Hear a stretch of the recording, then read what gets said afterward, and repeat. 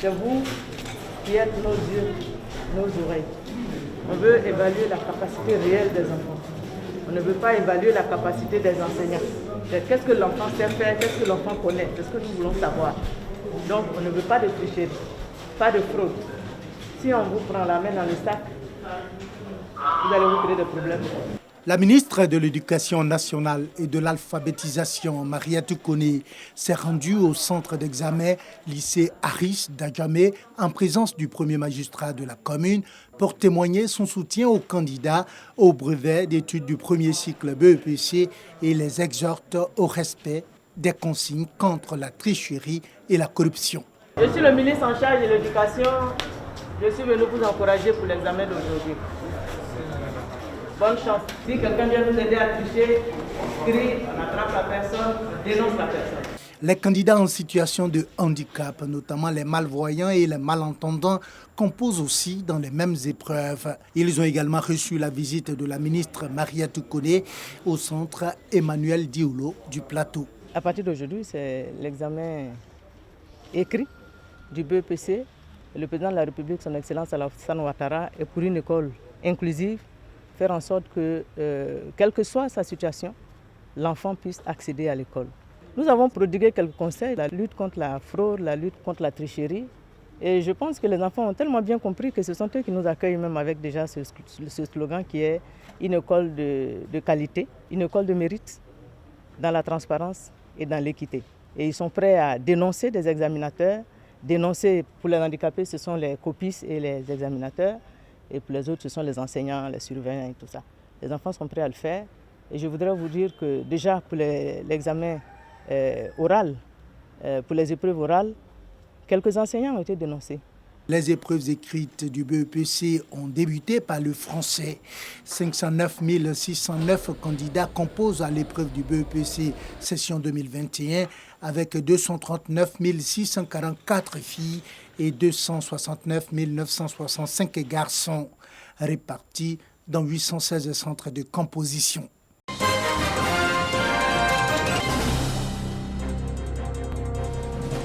L'information a fait le tour du web et des grands médias ce week-end. Ce dimanche, elle a été confirmée par le directeur général des cultes. Le ministère saoudien du Hajj et de la Oumoura a décidé de limiter la participation à l'édition 2021 aux seuls résidents nationaux et aux membres des communautés étrangères désireuses d'y participer. Selon la dite déclaration officielle, le Hajj 2021 sera autorisé pour 60 000 candidats résidant dans le royaume, incluant les citoyens saoudiens et les ressortissants étrangers appelés à s'inscrire sur un site ouvert à cet effet. Les autorités saoudiennes motivent une telle décision par la menace de propagation du virus de la Covid-19 avec l'apparition de nouveaux variants. Pourtant, du côté du commissariat ivoirien du Hajj, les préparatifs allaient bon train.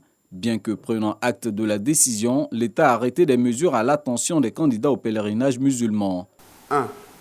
Tous les candidats inscrits en 2020 restent prioritaires pour le prochain Hajj selon les conditions qui seront fixées par les autorités saoudiennes. 2. La possibilité de rembourser les frais d'inscription à ceux qui le souhaiteraient. 3. La prise en charge des consultations médicales pré-pèlerinage des candidats inscrits en 2020 et qui ont été invités en 2021 par le commissariat du Hajj à reprendre les dites consultations. 4. La possibilité de remplacer des candidats décédés ou en situation de handicap selon les conditions arrêtées par le comité de surveillance. Le commissariat du Hajj dit se tenir à la disposition des candidats pèlerins pour toute information complémentaire.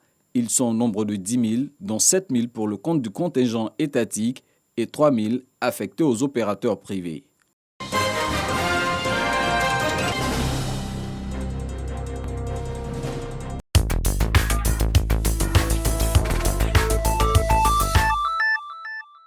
J'ai proposé au président Kagame de procéder à la nomination prochaine d'un ambassadeur de France auprès de la République du Rwanda.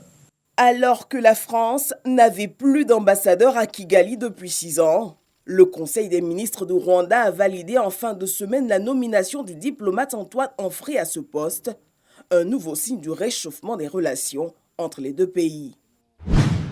Une nouvelle page de l'histoire d'Israël s'est tournée dimanche avec la fin des 12 ans de Benjamin Netanyahou à la tête du pays.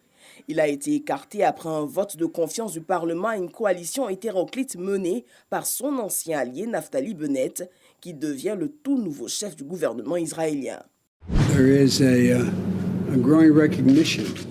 Le président américain a appelé ce lundi les alliés de l'OTAN à affronter ensemble les nouveaux défis posés par la Chine et la Russie.